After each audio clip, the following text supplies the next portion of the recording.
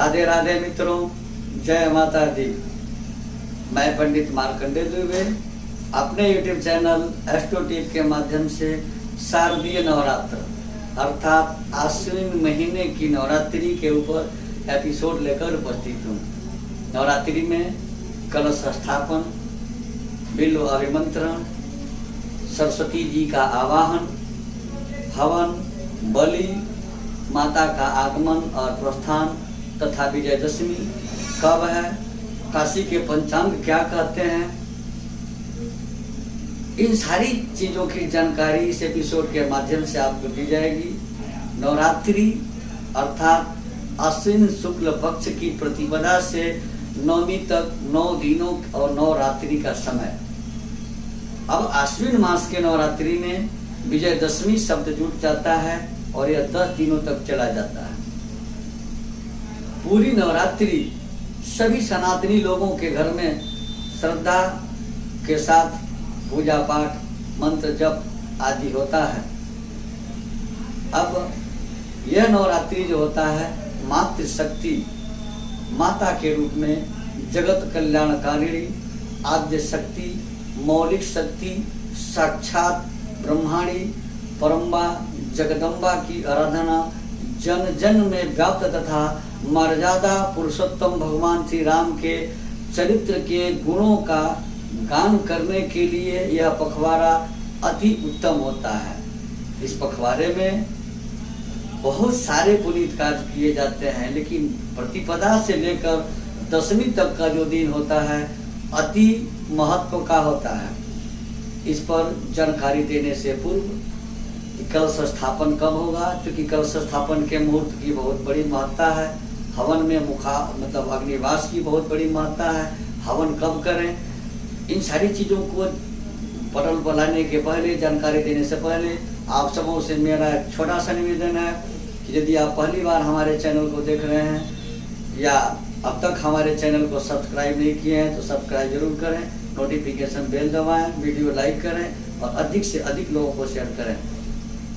तो मित्रों, नवरात्रि 9 दिन और नवरात्रि का देवी के उपासना का पर्व। नवरात्रियां 4 होती हैं, एक चैत्र शुक्ल पक्ष की और दूसरे अश्विन शुक्ल पक्ष की जो सभी जानते हैं, और 2 गुप्त नवरात्रियां होती हैं जो माघ शुक्ल पक्ष की प्रतिपदा से नवमी तक और दूसरी आषाढ़ शुक्ल पक्ष की प्रतिपदा से नवमी तक की होती है। जो गुप्त नवरात्रि ये साधना के लिए होती हैं, लेकिन अश्विन की जो नवरात्रि होती है प्राय हर घरों में माता के निमित्त कलश का स्थापन, पूजा पाठ, जप, हवन का कार्य किया जाता है। तो कलश के स्थापना हेतु हर चीज ध्यान देने की बात होती है, हर चीज पर ध्यान देना होता है। इस वर्ष 2022 में नवरात्रि 26 सितंबर से शुरू हो रहा है और 4 अक्टूबर तक रहेगा। 5 अक्टूबर को विजयदशमी का पुनीत पर्व मनाया जाएगा, विजयदशमी किया जाएगा। अब कलश स्थापना के लिए वर्ष 2022 में 26 सितंबर को सोमवार के दिन उत्तरा फाल्गुनी और हस्त नक्षत्र में पूरे दिन कलश स्थापना का मुहूर्त रहेगा। लेकिन लोकमत के हिसाब से, कुछ किंवदंतियों के हिसाब से प्रातः काल 7:30 से 9 बजे का समय जो राहु काल का होता है, इसको त्याग कर पूरे दिन कलश स्थापन का मुहूर्त रहेगा। इसमें कहीं कोई त्रुटि नहीं है। नवरात्रि के 9 दिनों के बीच में जब सप्तमी तिथि में माता सरस्वती का आवाहन मूल नक्षत्र में होता है, उसके पहले देवी को चढ़ाने के लिए बिल्वपत्र का आमंत्रण किया जाता है, उसे निमंत्रण किया जाता है। तो बिल्वाभिमंत्रण का कार्य 1 अक्टूबर 2022 शनिवार को ज्येष्ठा नक्षत्र में संध्या काल में किया जाएगा और वही बिल्वपत्र सप्तमी तिथि में 2 अक्टूबर को ला करके माँ भगवती को चढ़ाया जाएगा। जब सरस्वती का आवाहन होगा और पंडालों में मूर्ति के अनावरण किए जाएंगे, मूर्ति का मुंह खोल दिया जाएगा, सभी लोगों के लिए दर्शन का कार्य शुरू हो जाएगा।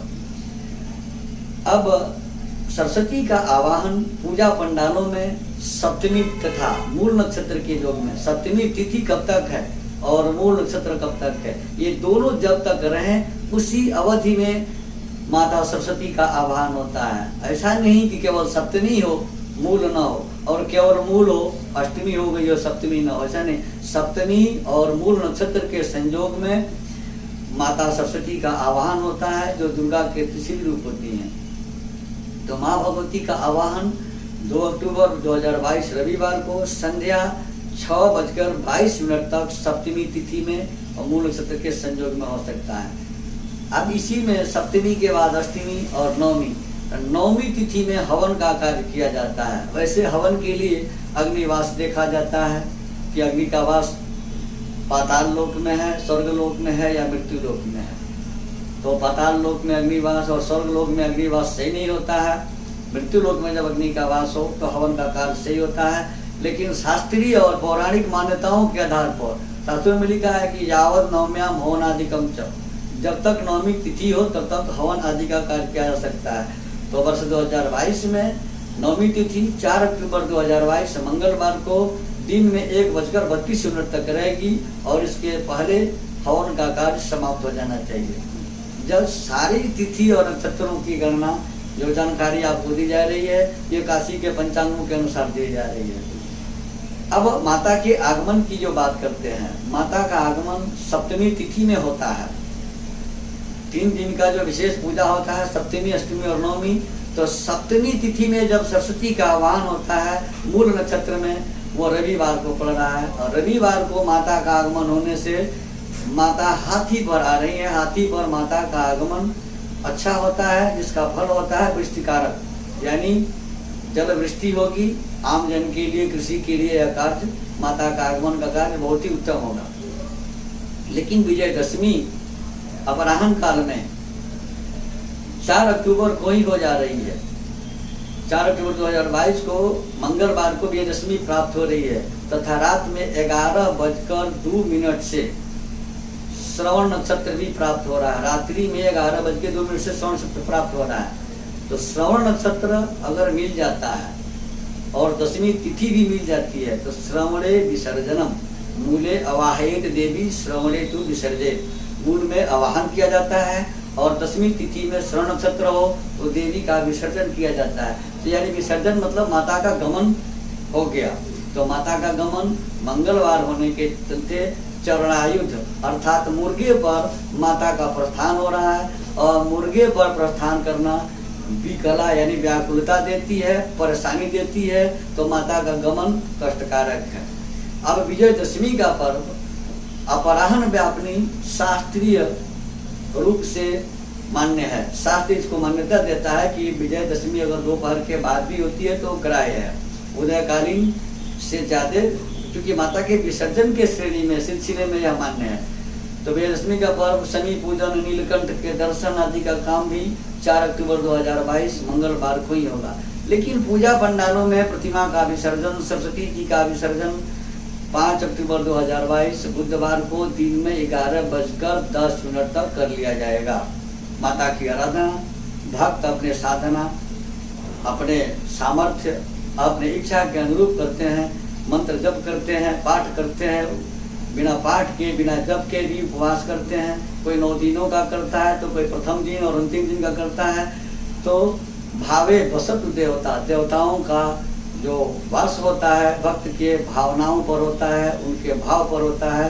तो जैसे भी हो, प्रत्येक सनातनी का यह धर्म होता है कि शारदीय नवरात्रि में अपने घर में माता का पूजन करे, ध्यान करे, उपवास करे, हवन आदि का कार्य करे, जिससे सनातन धर्म को प्रबलता मिलती है।